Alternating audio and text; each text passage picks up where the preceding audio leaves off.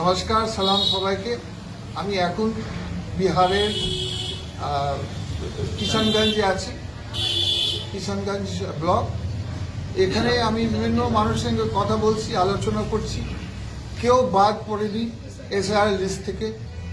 যে ভয় দেখাচ্ছে বাংলাতে টিএমসি এবং বিজেপি, তারা ভয় দেখাচ্ছেন আপনার ভোট নেওয়ার জন্য।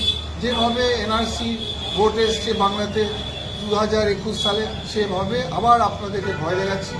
আমার সামনে সব বিহারের লিডার্স আছে, কিষানগঞ্জের লিডার্স আছে, যাদের ধরুন ডাবল নাম হয়েছে, ভোটারটা ডাবল বার হয়েছে, সেটা সিঙ্গেল হয়ে গেছে। যারা মারা গেছে তাদের নাম বাতিল হয়ে গেছে।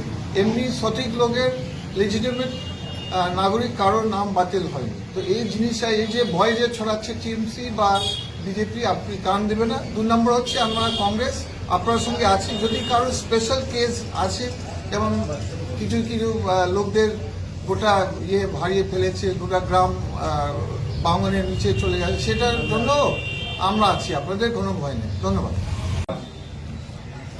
तमाम बिहारवासी को मैं बता दूं, और खास करके हमारे बंगाल से भी कुछ गेस्ट आए हुए हैं, जो एसआरआई को लेके जो हमारे यहाँ ये हुआ सर्वे हुआ, तो इसमें जो लोग मर गए हैं, जो लोगों का डबल नाम आ गया, उन्हीं लोगों को छाटा गया है।